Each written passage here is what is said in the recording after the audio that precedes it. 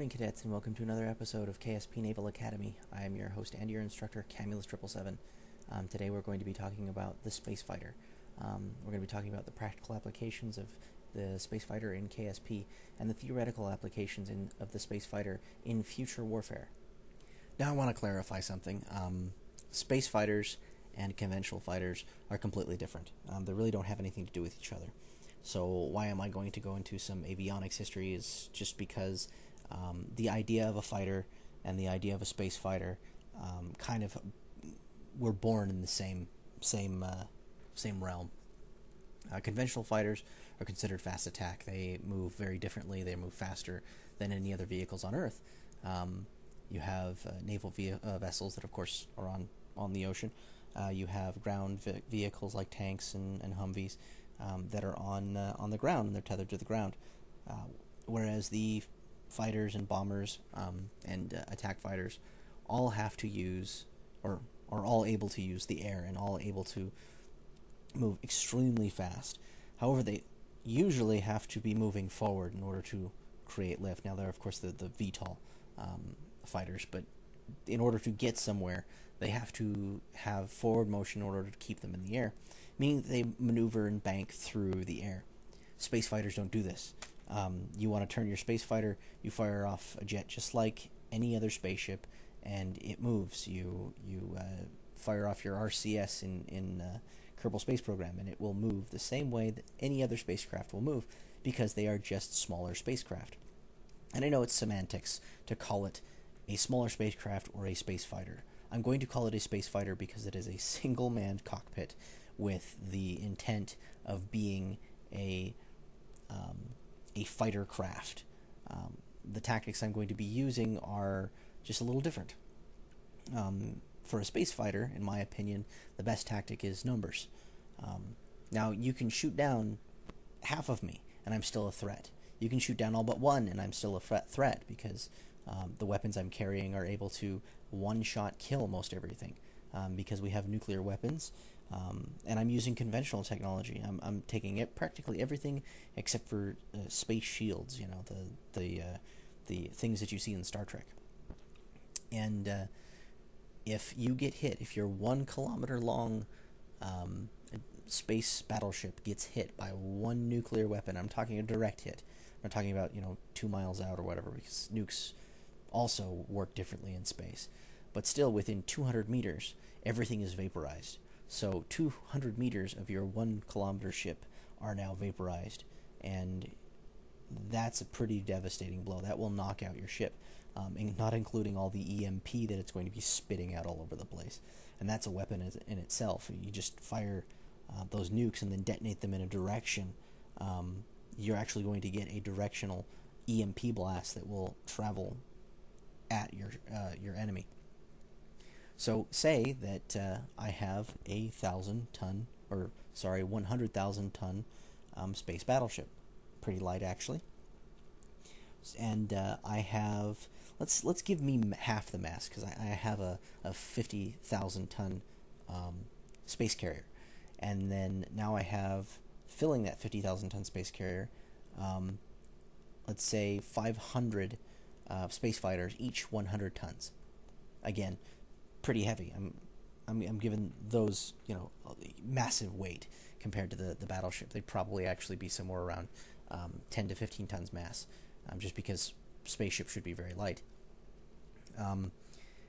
So each of my fighters, let's say, have 4 nuclear weapons on them, and then a basic cannon that they use to shoot down other targets. It's like a railgun. The battleship is armed with focused energy weapons, like lasers or gazers or microwave beams, and of course a few cannons itself, railguns, and missiles. This thing's just heavily loaded. The tactic that I'm going to use would be, I would fly out my fighters as an attack force, and I've got 500 of them coming at you, and you've got let's just say you have a greater range with your let's say you have a greater range of targeting with your lasers, and you start targeting my ships. Now, there are countermeasures for being targeted even in space. the thought of there is no stealth in space is kind of interesting. The idea of cloaking doesn't make sense. The idea of becoming completely invisible doesn't make sense. However, stealth is not becoming completely invisible. Stealth is becoming as invisible as possible, or as minuscule as possible. A stealth fighter here on Earth is not invisible. You can see it. You can even see it on radar. You can see it on normal radar. It just happens to look very, very, very small. And so you make yourself look as inconspicuous as possible to get the surprise. Now say I don't do that, and you're still able to target me, and you destroy half my fighters with the first shot, but not before I got off a volley of my missiles. You now have my 250 fighters left, plus another 500 missiles that I fired off before you destroyed them, plus all the debris that is flying at you. So you have to not only target the missiles, my 250 fighters, you probably also think that some of the debris, which is now very warm and looks like targets, are some fighters. And your computer is going through all these items and trying to figure out what's a target and what's not. And it's like in a submarine. You really don't know. There shouldn't be any windows on your ship to begin with. You don't know. You can't see it. So your computer is spouting out numbers, and you're just going, what the heck is going on? Even in advanced craft, say you have a computer that can sort through all that stuff. Now you know what are missiles and what are ships. Now you have 500 missiles to shoot and 250 other spacecraft to shoot. So I get off another volley. Now you have 750 missiles to shoot, one of which will kill you. And you also have 250 fighters and then all that debris. So here's the tactic. It's just numbers. It's cost effective to throw a whole bunch of different targets. Now you could throw high yield weapons at me, but my fighters are spread out. So it's not going to work the same. So just saying that space fighters are never going to happen because the tactic behind them is simply archaic, or the idea of them being actual fighters in space or maneuvering the same. I happen to follow what Babylon 5 does and just throw massive amounts of them at you. That makes more sense. And Babylon 5 is probably still the closest in physics as far as space warfare goes. They're not going to work like Space Above and Beyond or Battlestar Galactica or Buck Rogers. Things don't fly like that in space. Understand these. So all we're arguing now is semantics. So if you just think that I'm saying that space fighters are jets, they're not. They're not. I know they're not. I am calling my craft space fighters, though. So we're going to work on our build. We're going to build 2 fighters. We're going to build a interceptor type, which is going to be a fast response with a lot of thrust at first, which means it's going to have a considerable amount of actual fuel, rocket fuel. And then we're going to build a ion fighter, which is going to be a much longer range, able to get to and from different planets rather than different moons. And its role is going to be the long-range attack. So let's start. Now I'm going to be using this Mark 1 command pod. It has more torque for maneuverability, and it also has better durability. Needs some SAS, a battery. There's my engine right there, and the fuel can. Now I'm using a rocket engine this time because, like I said, it's an interceptor. I want it to be able to accelerate quickly, and I've got enough fuel to where I'm not going to just burn out in a few seconds. Put those on there. Of course, for docking, my battery on SAS, fuel, and put this on the bottom. This way I can dock with different size docking rings. Now these are going to kind of act as my wings. They're not wings, but I like them because they give me the ability to stick hard points on there. This section widens it a little bit so that I can actually stick my weapon on there and put my engines on. And gotta lower it just a little bit. There we go. And I think it's a little too much. Try it one more time. That's better. Don't want it to interrupt with docking. I'm going to put some smaller docking ports on here for my weapons. And I'm going to be using just a standard design. See a lot of other people using it too. It's pretty much a fuel can with rockets, fuel can for weight, and solid booster rockets, because they have a lot of output. Not a lot of fuel, but a lot of output. So I can hit things at shorter ranges. Put these on here.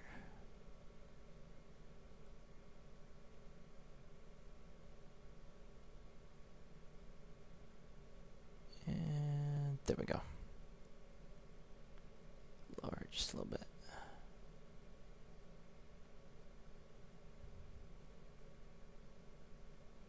Put that on top. Well,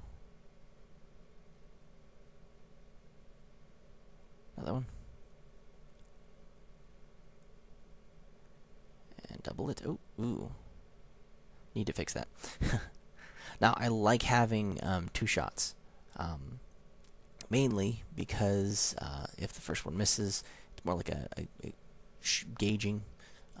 Then I can really do a lot more damage with my second one. Or I can just shoot off one if I hit and destroy my target and still have a viable fighter flying around. I need my RCS out here.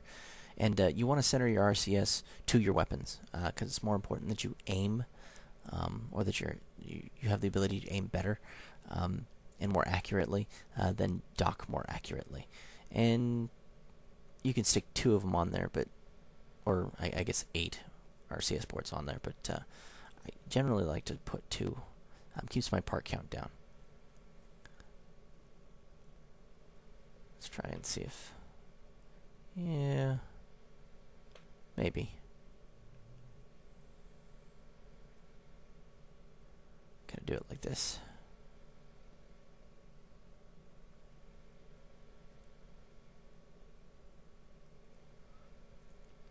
Okay.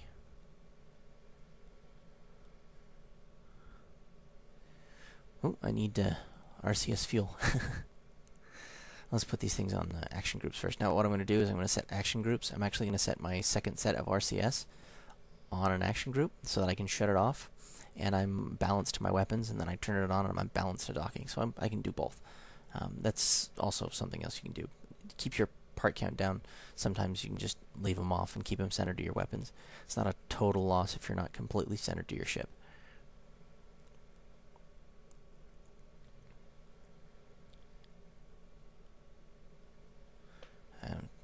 Put everything up in line here so that I don't fire off my weapons first and then take off. I've done that before. And get some RCS fuel. I don't want to forget that. Now you can keep these on the outside. They're more vulnerable. Or you can put them on the inside. I think I'm actually going to put them on the inside this time. I can also put them up higher too, and balance everything else out. I should have done my RCS afterward. Now I got to rebalance it.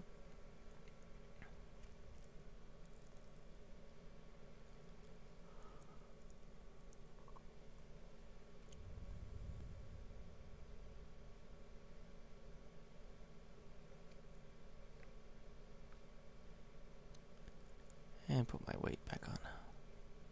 Fix these. There we go.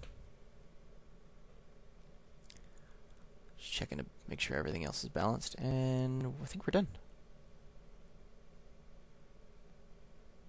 We're going to name this the SF1.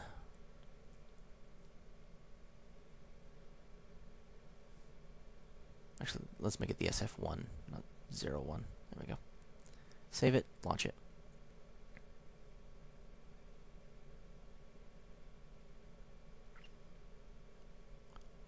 Now these fighters are going to be really good at intercepting. I mean, they'll be able to. They're lightweight, so they'll react first.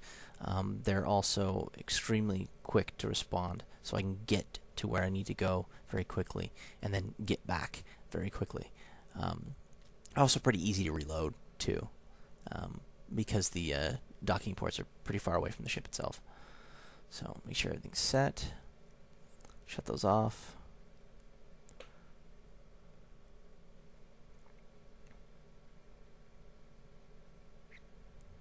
Bill there seems pretty happy. Yeah, they work. Balanced. Check out our fuel. We get a decent amount of fuel.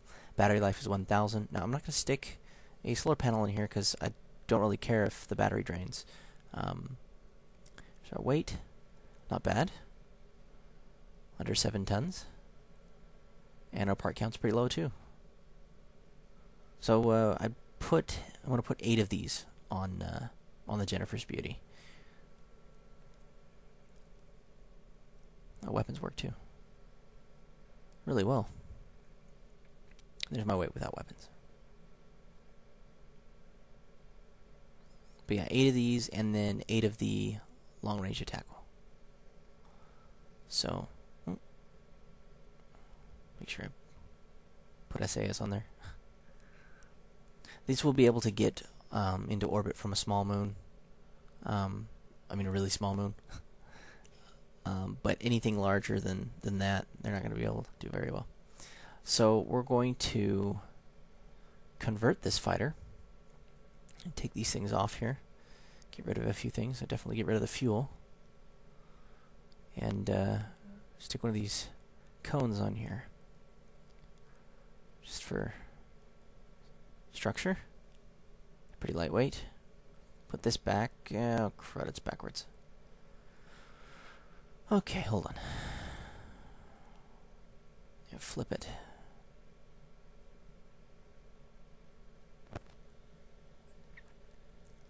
I keep on forgetting to set it up the correct way first, but I'm gonna have to move the tank here too, so it doesn't interrupt with our ion engines in the argon tank. It's finicky though. There we go. Go to our engines, put a tank on there for argon, and our engine. One of those on the bottom. Not as versatile as the other one, but still I can dock back and back to back, or back to front in this case. 2 of those, and we're golden.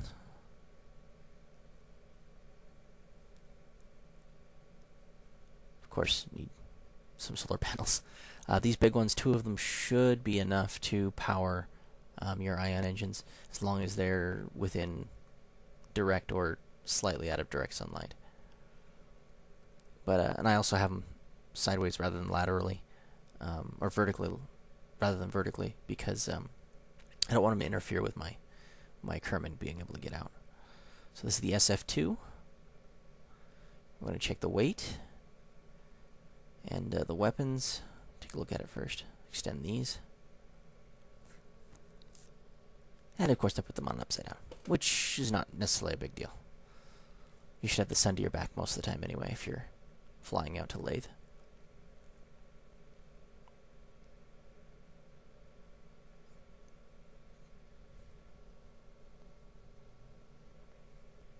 Now, ion fighters can be really, really finicky because you have to be pointing directly at the sun with those. Let's see, check. Oh, full power works. I don't lose any sunlight. I don't lose any power at all. You can also use these as rescue ships too if your other ship runs out of battery power. There's our weight, our part count. Slightly heavier. That's okay. So if your battery runs out of fuel on your interceptors, or runs out of charge, you can dock one of these to the front of it and recharge it. And the weapons work just the same as the other one. Everything's pretty balanced. Let's go back. Alright. Alright, now that we've built our fighters, I'm going to go over just a little bit of avionics history. Not that it really, again, has anything to do with space fighters, but the idea of a fighter came from the fighter plane. Planes started out first as scouts, as most everything in warfare does. You try it out as a scout. If it works as a scout, then you arm it. Drones did the same thing. They tried it out as a scout. Worked well as a scout. Oh, let's put a bomb on it. But they started out as scouts, and in really it was like in 1909 that they started to break out and experiment with them in warfare. It was actually in the Italo-Turkish War, and it was a Commander Paesa. I'm trying to remember, my grandfather or great grandfather used to talk about him. He was a big avionics buff. Commander Paesa was an Italian pilot, and he decided, instead of just scouting out the enemy, he was going to bring some bombs with him. And he dropped 4 bombs on an enemy encampment while he was scouting it. So we can thank him for actually going through and doing the first bombing run. It was the first recorded bombing run ever, and it was a brilliant move. Fighters came to be by a group of scouts were flying around surveying the battle, and they saw some enemy scouts, and one of the pilots decided, hey, I've got a revolver in my hand. I wonder if I can get close enough. So he flew up to one of the enemies, and as they were flying, he waved at him and shot him in the head. Probably not the nicest thing to do to a fellow pilot, but the enemy scout crashed, and the fighter was born. They started sticking machine guns on them, giving the pilots machine guns at first, and then started actually sticking them on the plane, so that all he had to do was orient the plane to the enemy. The problems with this were, like the first camels, they actually had guns on top, and it was a little more difficult to shoot your enemy when your gun was oriented slightly off. The Germans came up with the brilliant idea of center fire. Now, center fire is a little more difficult than it sounds. What it does is, if you have 2 guns in the middle of your plane and your props are rotating, then all of a sudden, if you don't time it right, you'll blow your props right off. However, Germans came up with the idea of this really cool device that is like a safety, and as your props aligned with the guns, the safety was on, and the guns wouldn't fire. And when the props were not aligned, the guns would fire, and so most of the time they would be firing and shooting. Really, really awesome, intelligent design. So in World War I, you see the birth of the fighter and the design of the first actual bombers.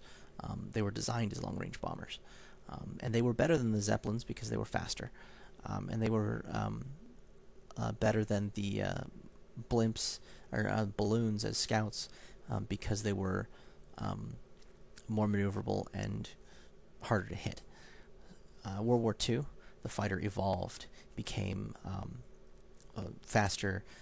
They started building metal ones instead of flammable material, and sticking heavier machine guns and cannons on them. And that's World War II was really when the fighter became popular. The carrier helped because it could get the fighter to its destination a lot easier without wasting a lot of fuel for the fighter. The next step was the jet aircraft. Faster, longer range, more firepower, which gave rise to more modern aircraft and stealth, and to where we are today.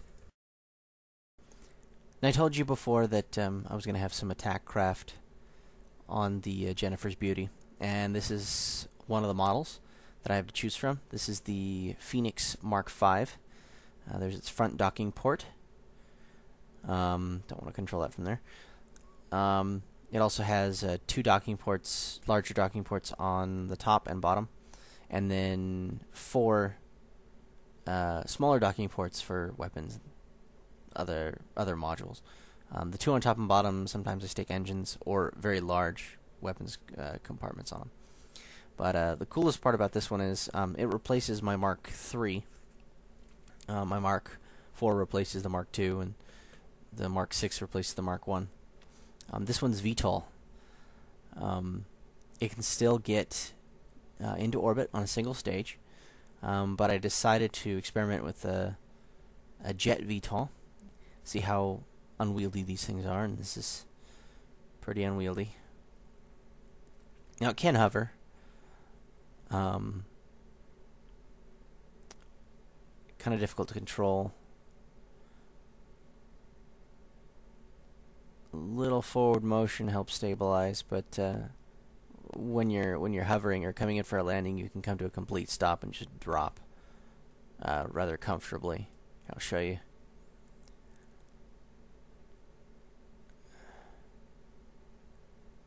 I moved probably about 3 meters, 2 meters. It's not bad. Now, like I said, this is an SSTO. It can get into space on a single stage, and it doesn't come with any weapons on it right away. I mean, I use my weapons modules. Hold on, this requires some attention. And the Mark 6 is the one that automatically comes. It's the interceptor version, so it can go into orbit and intercept an incoming attack or defend something else in orbit. These designs, the Marks 4 and 5, are actually designed to reach a refueling station and then receive the modules that they need for whatever mission that they're going to complete. So, or in this case, I'm going to take either a Mark 4 or a Mark 5 or 2 or 3 of them and take them to Laythe with me. I'm thinking a Mark 5 just because there's no landing pads in Laythe, and it's nothing but small islands. So being able to land vertically and take off vertically would be a bonus. Getting fuel there will be a little more difficult. But Laythe's, I think, has less gravity. I'm pretty sure it has less gravity. But you know, it's a good design. I made it more sleek. I got rid of the back fins, and now looks more stealthy. I know there's no stealth in KSP, but and it weighs less. And I balanced out the RCS a lot better, so now it's perfectly balanced RCS. And well, this is our show. I appreciate you guys for watching. If you watched my first episode, thank you very much, and I'm going to continue to do episodes like this. I'm thinking I'm going to try and do one every week. This one's a little late because I have kids, and they don't let me sleep, and I can only record when they're asleep. So it's difficult at times. But you guys have a good night, and thank you for watching KSP Naval Academy.